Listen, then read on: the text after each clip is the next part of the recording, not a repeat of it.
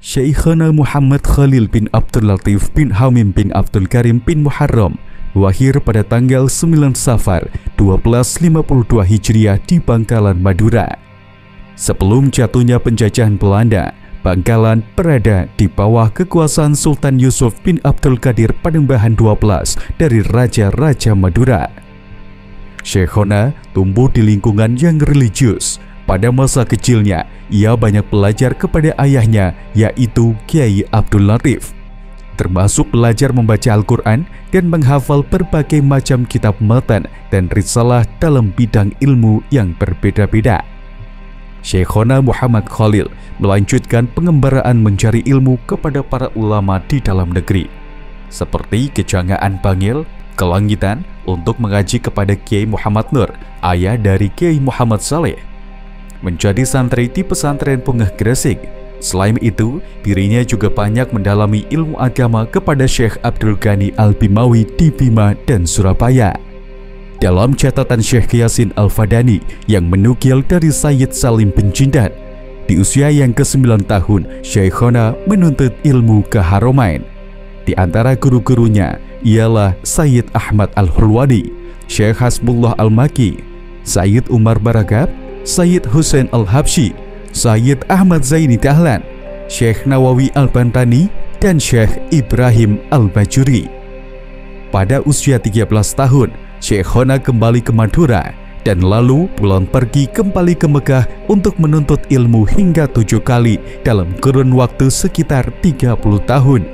Guru-guru lainnya selama di Mekah antara lain Syekh Abdul Hamid Asyarwani yang menghasyiahi kitab Tufah untuk memperdalam mu'allafat Imam Ibnu Hajar Al-Haytami, Syekh Muhammad Al-Minsawi dalam hal qiraah, dan Syekh Muhammad Murad bin Abdullah Al-Ghazani dalam hal tarekat. Sementara guru-gurunya ketika berada di Madinah antara lain Syekh Abdul Jalil Baradah Effendi, Mufti Muhaddis Sayyid Ahmad bin Ismail Al-Barzanji, Muhaddis Agung Syekh Abdul Ghani bin Abdi Said Al-Muhaddadi Ad-Dahlawi, Syekh Al-Muhaddis Abdullah Abdul Baqi Asy-Sya'ab Al-Madani.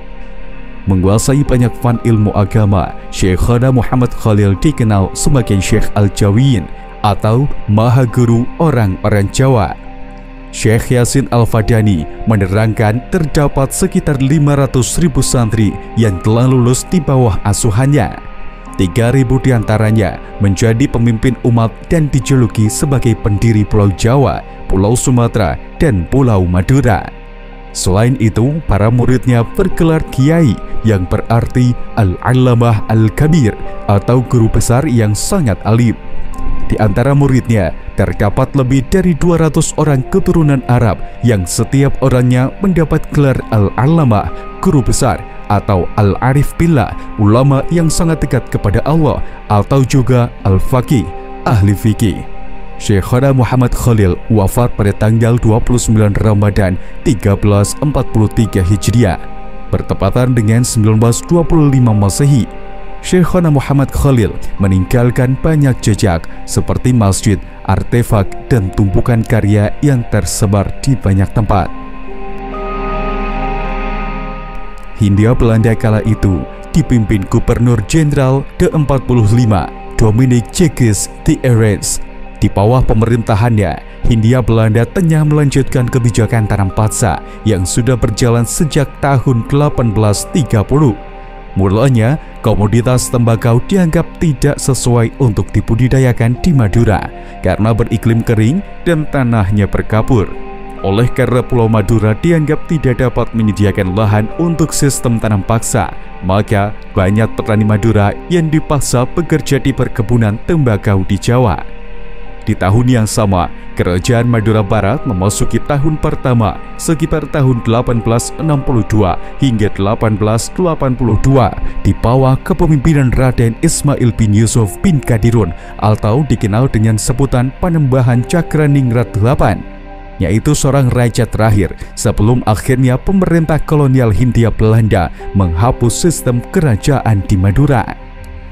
Pada tahun 1891, berdasarkan keterangan di Museum Keraton, terjadi penghancuran bangunan Keraton Bangkalan dan sisa-sisa Keraton Sembilangan oleh pemerintah kolonial Belanda setelah sebelumnya sang putra mahkota yaitu Pangeran Adipati Pakuningrat dibunuh dengan cara diracun. Peristiwa tersebut terjadi ketika Syekhona Muhammad Khalil berumur 56 tahun dan telah menetap di Demangan, tempat di mana ia juga membangun pondok pesantren kedua setelah Jangkebuan.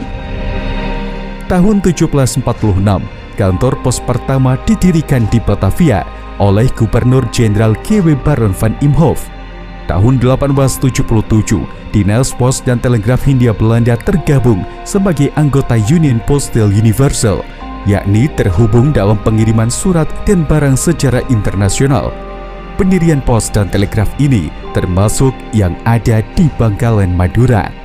Pada tahun 1879, pemerintah kolonial Hindia Belanda membangun sebuah mercusuar untuk membantu navigasi kapal-kapal yang akan masuk ke Selat Madura di Sembilangan, Bangkalan. Hal tersebut menjelaskan begitu pakatnya aktivitas transportasi laut di Selat Madura. Maka tak heran jika saat itu banyak santri-santri Syekhona yang berasal dari luar Madura, terutama dari Pulau Jawa. Selain transportasi laut, antara tahun 1897 atau 1898, pemerintah kolonial Hindia Belanda juga membangun transportasi darat, yaitu kereta api, oleh perusahaan Maduera Stoomtram Maatschappij NV. Perusahaan ini membangun jalur kereta api sepanjang 150 km yang menghubungkan stasiun Kamal di Bangkalan dan stasiun Kalianget di Sumeneb sebagai stasiun akhir. Sejak awal kolonial, perdagangan di Madura didominasi oleh hasil-hasil pertanian dan peternakan. Salah satu komoditas terbesar yang menguntungkan kolonial saat itu ialah industri garam. Terlebih semenjak berdirinya Jawatan Regi Garam yang saat ini menjadi PT Garam Persero pada 1921, komoditas garam di Madura mengalami kejayaan. Saat itu, lebih dari 11.000 hektar lahan dimanfaatkan untuk tambak garam, sehingga produksi garam di Madura tidak hanya mampu mencukupi kebutuhan dalam negeri, tetapi juga diekspor hingga ke Belanda.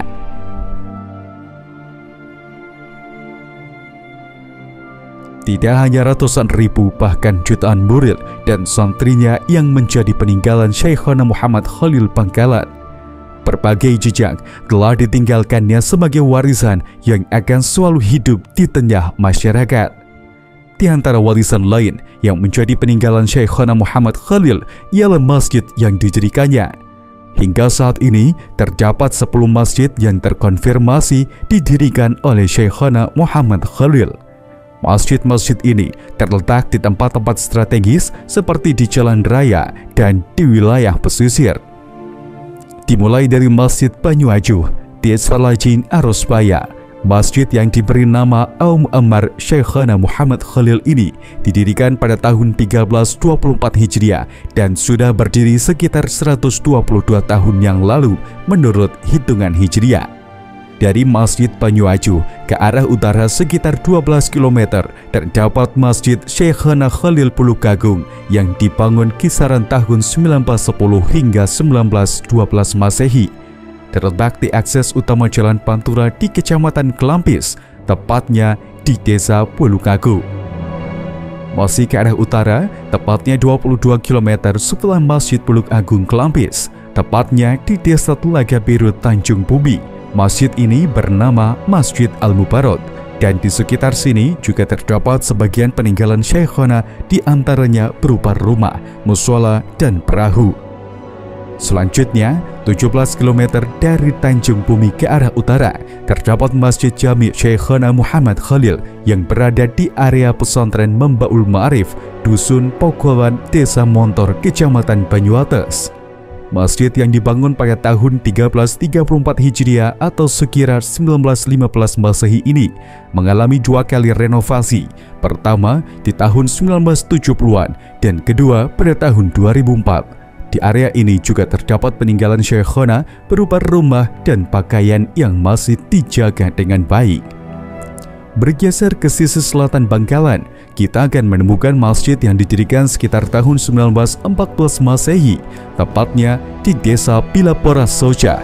Pada halaman masjid terdapat sumur peninggalan Syekhona Khalil yang masih dimanfaatkan oleh masjid dan warga sekitar. Sekitar 5 km lagi ke selatan, tepatnya di Desa Kelean Soja, terdapat sebuah masjid yang di gerbangnya memuat ornamen lukisan kaligrafi Arab bertulis Masjid Syekhona Muhammad Khalil Nurus Solihin. Lalu kita beranjak lebih jauh, terdapat sebuah Masjid Syekhona Khalil Lapang Baru. Di sini juga tempat kediaman istri Syekhona Muhammad Khalil, yaitu Nyai Mezi. Masjid ini mengalami pemugaran di zaman Kiai Khalil Yasin Kepang dan direnovasi oleh Kiai Amin Khalil Yasin sekitar tahun 1991 Masehi.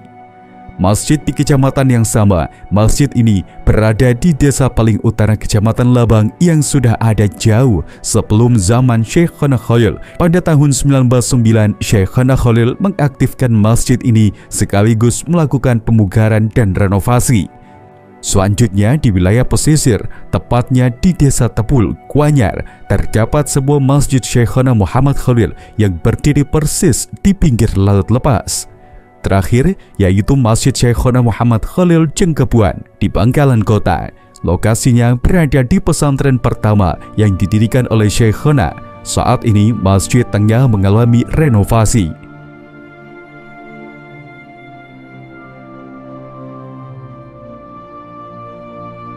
Di tengah masyarakat, Syekhona Muhammad Khalil Bangkalan sangatlah populer dengan barokah raksasanya, karomah dan cerita-cerita mistisnya. Namun tak hanya itu, di balik karomahannya Syekhona Khalil merupakan ulama yang syarat akan karya yang menyertai perjalanan keilmuannya. Karya tersebut berupa naskah yang tersebar di berbagai tempat. Setidaknya lebih dari 30 karya yang berhasil ditemukan dan didokumentasikan dengan baik. Naskah-naskah yang berbahasa Arab memiliki makna gantung pegon Jawa Madura dan banyak ditemukan para teks atau catatan di setiap halamannya.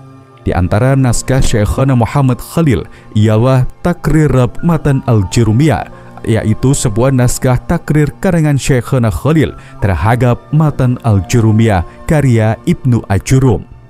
Naskah Alfiyah Ibnu Malik. Naskah ini terdapat 4 versi sesuai urutan tahun penyalinan. Pertama, naskah ditemukan di Nelambah. Kedua, naskah Alfiyah Pasar Kapoh. Ketiga, ditemukan di Dusun Mancengan, Modung, Bangkalan. Keempat, naskah Alfiyah yang ditemukan di Desa Melonggo, Jepara. Naskah Asilah fi Bayanan Nikah yang disalin oleh muridnya, Kiai Ahmad Kusyairi Pasuruan.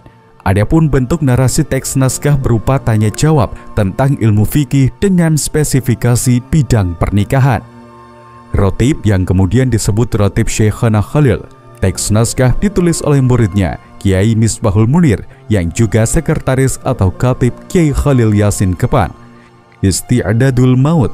Naskah yang ditulis langsung oleh Syekhona Khalil ini membahas ilmu fikih jenazah. Nuzhatut Tulab. Naskah di bidang nahwu yang ditulis langsung oleh Syekhona Khalil. Al-Bina.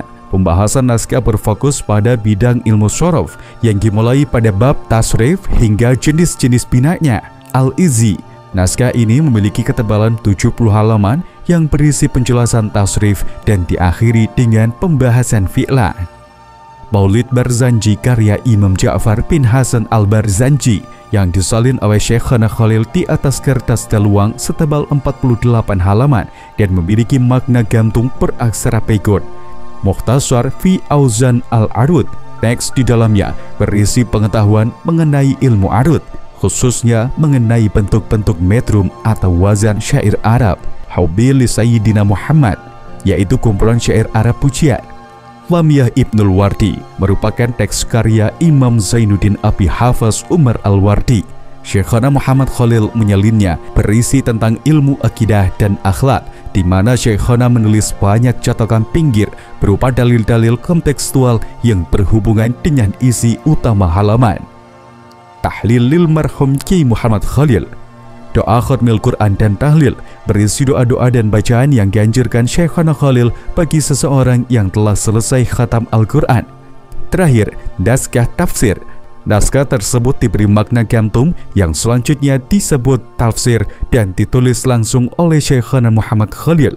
Tebal naskah 976 halaman dengan jumlah 11 baris di setiap halamannya.